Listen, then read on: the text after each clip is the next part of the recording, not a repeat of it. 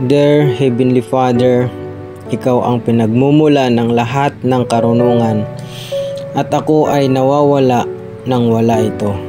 Hindi ko palaging alam kung ano ang pinakamahusay, ngunit alam mo. Nakikita mo ang lahat ng malinaw. Alam mo ang landas sa hinaharap.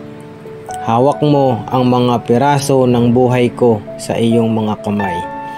Kaya, Lord Jesus Christ, hinihiling ko mula sa kaibuturan ng aking puso, mangyaring punan mo ako ng iyong karunungan. Mas kailangan ko ang iyong payo kaysa sa pag-aproba ng iba. Mas kailangan ko ang iyong pangunawa kaysa sa kailangan ko ng mga sagot. Kailangan kong mas malakas ang boses mo kaysa sa ingay ng aking mga takot. Mas malakas kaysa sa mga opinyon ng mundo. Mas malakas kaysa sa sarili kong mga nababalisa. Please, Father God, magsalita. Pangunahan ako. Turuan mo ako. Dahil kung wala ang iyong karunungan, ay nanghuhula lang ako. Nagtataka ako. Bumubuo ako ng buhay sa buhangin. Kapag inalok mo ako ng matibay na bato, ang iyong salita ay nagsasabi sa akin na ang karunungan ay ang pinakamahalagang bagay na maaari kong hanapin. Ito ay mas mahalaga kaysa sa pilak o ginto. Higit na nagbibigay buhay kaysa tagumpay. Mas ligtas kaysa anuman mabibili ng pera. Kaya ngayon, Lord Jesus Christ, matapang kong tinatanong sa iyo. Bigyan mo ako ng karunungan. Hindi ang uri ng karunungan na nakakakuha ng palakpakan o nanalo sa mga argumento o nagtatayo ng salita sa tagumpay. Humihingi ako ng karunungan, ang uri na nagpapakumbaba at nakalulugod sa iyong puso, ang uri na tumutulong sa akin na lumakad sa pag-ibig, mamuhay sa katotohanan at gumawa ng mga desisyon na sumasalamin sa iyong kabutihan. Bigyan mo ako ng uri ng karunungan na higit na nakikinig kaysa nagsasalita, na pinipili ang integridad kaysa kasikatan, na lumalayo sa tukso sa halip na makipaglandian sa panganib, na mas pinapahalagahan ang pasyensya kaysa sa pagganap, na nakikita sa pamamagitan ng kasinungalingan at kumakapit sa iyong katotohanan. Gawin mo akong magpakumbaba, Lord. Ilayo mo ako sa pagmamataas na bumubulag at mga pagpapalagay na nakaliligaw. Huwag mo akong hayaang mahulog sa bitag ng pag-iisip na mas alam ko. Bigyan mo ako ng pusong malambot, madaling turuan, tahimik at handang makinig. Bigyan mo ako ng isip na hindi sarado ng katigasan ng ulo, ngunit bukas sa pagtutuwid. Bigyan mo ako ng isang espiritu na naghahangad ng kalinawan. Sakupin ng iyong karunungan ang bawat bahagi ng aking buhay. Naway maging banayad, tapat at puno ng biyaya ang aking mga salita kapag nagsasalita ako sa iba. Maawa ako sa mga nasa paligid ko kahit mahirap. Maaari ko bang piliin kung ano ang tama kahit na ito ay magastos? Naway maiayo ng aking mga pangarap sa iyong layunin, hindi lamang sa aking kagustuhan. Father God, ang Kawikaan chapter 11 ay nagpapaalala sa akin ng landas ng katwiran, ang uri ng buhay na nagpaparangal sa iyo at nagdudulot ng kaligtasan sa kaluluwa. Hindi mo kailangan ang pagiging perpekto, ngunit tinawag mo akong lumakad ng may integridad. Takpan mo ako, Lord Jesus Christ, ng iyong biyaya. Tulungan mo akong lumakad ng matuwid, hindi sa sarili kong lakas, kundi dahil natakpan ako ng iyong awa. Pag nadapa ako, buhatin mo ako. Kapag ako ay tinukso, iligtas mo ako. At kapag nararamdaman kong nawala, i-redirect ang aking mga hakbang patungo sa landas ng katotohanan.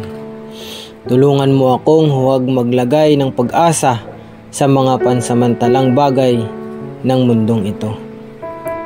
Kumukupas ang kayamanan, maaaring nakawin ang mga ari-arian, ngunit ikaw ay mananatili magpakailanman.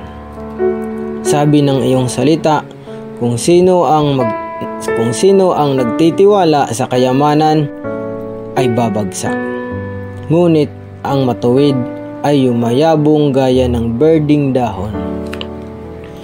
Kaya Lord Jesus Christ, hayaang lumalim ang aking mga ugat, hindi sa makamundong pakinabang, kundi sa iyo. Sa tubig na buhay na hindi matutuyo, sa matibay na lupa ng iyong mga pangako. Lord Jesus Christ, kahit sa pinakamaliit na sandali ng aking araw, gabayan mo ako. Huwag kong palampasin ang maliliit na pagpipilian na humuhubog sa aking kaluluwa. Tulungan mo akong makilala ang mga kasinungalingang bumubulong sa kabila ng pagkagambala at tukso. Bigyan mo ako ng lakas para lumayo sa mukhang maganda pero hindi tama. Bigyan mo ako ng kaunawaan na nakikita ng malinaw, hindi lamang kung ano ang posible, ngunit kung ano ang pinakamahusay. Naway ang iyong salita ay maging aking ilawan sa araw-araw at aking palaging gabay. Ang makadiyos na karunungan ang maging kumpas ng aking puso. Ang lugar na binabalikan ko kapag hindi ako sigurado. Hayaang lumago ang pangunawa sa loob ko, parang punong nakatanim sa tabi ng mga agos ng tubig, namumunga sa panahon at hindi nalalanta. Ang sabi sa Kawikaan 3:13, maligaya ang nakakasumpong ng karunungan at ang nagtatamo ng kaunawaan. Inaasam ko ang kaligayahang iyon, Lord. Gusto ko ang kagalakan na dulot ng pagkakilala sa iyo ng mas malalim. Mula sa paglalakad ng malapit sa iyong mga hakbang, mula sa pagpili kung ano ang walang hanggan, kaysa kung ano ang madali. Father God, ang iyong karunungan ay kayamanan na walang katulad. Mas maganda pa sa diamante. Mas mahalaga kaysa katanyagan. Kaya tulungan mo akong ituloy ito ng buong puso. Hindi kalahating puso, hindi paminsan-minsan, ngunit araw-araw at may debosyon. Hayaang hubugin ng karunungan ang aking pagkatao. Itama ang aking kurso at linawin ang aking tungkulin. Maging buhay sa aking kaluluwa at kapayapaan sa aking isipan. Naway ang karunungan ay maging isang matatag na ritmo sa aking buhay. Gumagabay sa aking mga araw, hinuhubog ang aking mga salita at iniangkla ako sa katotohanan. Kapag ang mga hangin ng buhay ay sumusubok na yumanig sa akin, hayaan itong magsalita ng mas malakas kaysa sa takot. Hayaan mong ipaalala sa akin na hindi ako lumalakad ng mag-isa. Ikaw ang pastol na namumuno ang gurong nagsasalita, ang Ama na sumasagot. Naniniwala ako, Lord Jesus Christ, na kapag lumakad ako sa iyong karunungan, lumalakad ako ng ligtas. Hindi ako mawawala dahil ikaw ang nagbibigay liwanag sa aking landas. At kahit hindi ko maintindihan ang lahat, magtitiwala ako sa gumagawa. Salamat, Lord Jesus Christ, sa laging handang magbigay ng bukas palad kapag humihingi ako. Ibinibigay ko ang aking mga iniisip sa iyo.